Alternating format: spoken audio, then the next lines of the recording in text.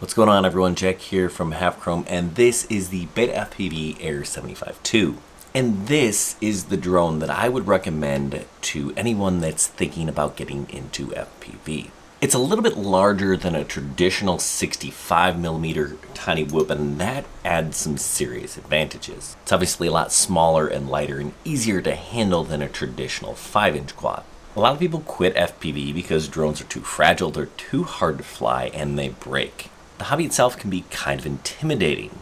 I think this is going to solve those problems for you. And I'm going to walk you through how to set this up if you're a beginner so that you can hit the ground running. Or hopefully not hit the ground at all.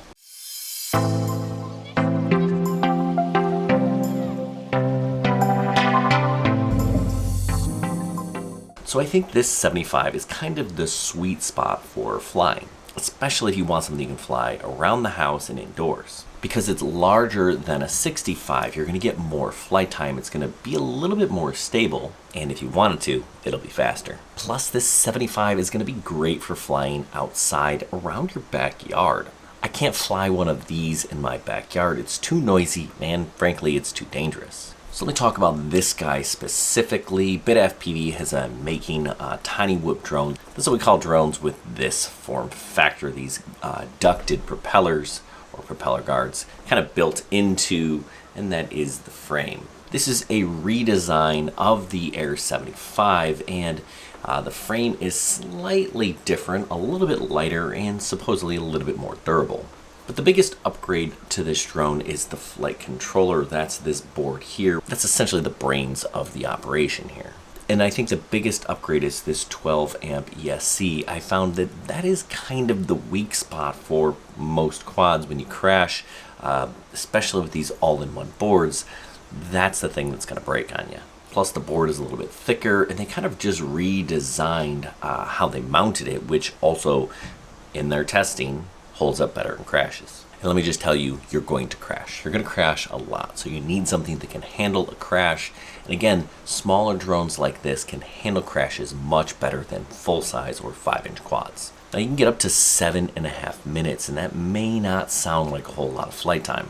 But on these guys, these 65mm quads, if I get 3 minutes, that's a lot. So you're gonna double your flight time, and it really kind of depends on which battery you choose. Now, BetaFPV happens to make a pretty solid battery. These are the new 1S Lava 2 series batteries. You can see this is a BT 2.0 connector. In the larger the number here, right? So this is a 580, this is a 450.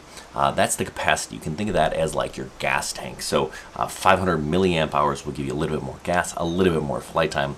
That's where we're going to be pushing that 7.5 minutes. Something like a 450 here, you're not going to get that much flight time, but the drone will kind of maneuver a little bit better because this battery is smaller and lighter. Now I have to say, flight time absolutely varies. So is everybody going to get 7.5 minutes? Probably not.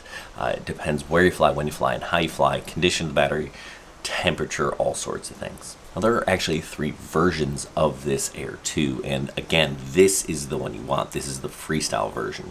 And the difference in the version is really just kind of the motors. The Racing has 25,000 kV motors, those are going to spin faster, and the Champion busts that up to 28,000 kV motors. So the more kV, the faster the motor will spin, which means the faster this quad will go.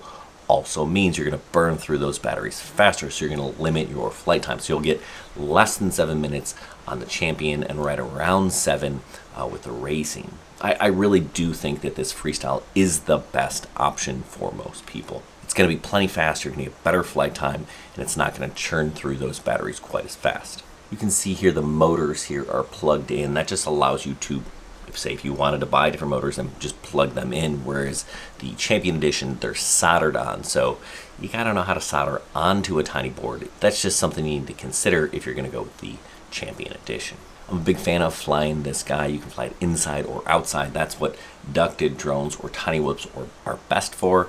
I've been flying this thing around in my basement. I've been flying this thing around my backyard. You can take it to parks and not disturb the wildlife or the people that might be there. That is why you want a small and quiet drone. So let's take a look at some of this flight footage, flying around my house, flying around my backyard, and just overall having a good time with this quad. So if you're a beginner, I'm going to walk you through how to set this up. If you're not a beginner, well, then you certainly don't need me to tell you how to set up a quad. This drone is basically perfect for... Okay, so I'm already about 5 minutes into editing this video, and I think walking you through all of the steps to set it up will just kind of make it too long. So what I'm going to do is make that its own video that'll allow me to go a little bit more in depth on how I set up drones. Great for the 75, but also other ones. So check out that video, link in the description down below, and I'll try and throw a card up on the screen as well. Actually, if you want to race tiny whoop drones, there are clubs and things.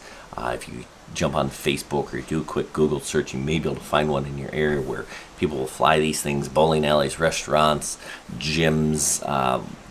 They exist, and it's a lot of fun. And actually, I recommend the 75, not the 65. I was actually at a race not too long ago. I sponsor a high school team. Yes, high school kids do this too. And I was flying a 65. The course was large and long, and I just couldn't get through the course without killing my batteries. I could get like 2 laps, then I had to come in for a pit stop.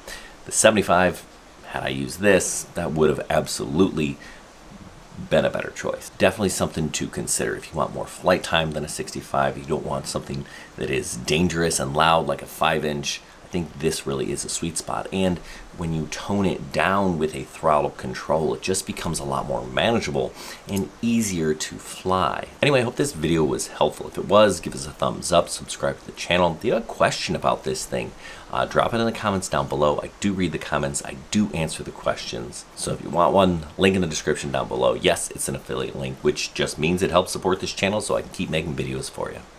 I hope this was helpful. Good luck, everybody, and happy flying.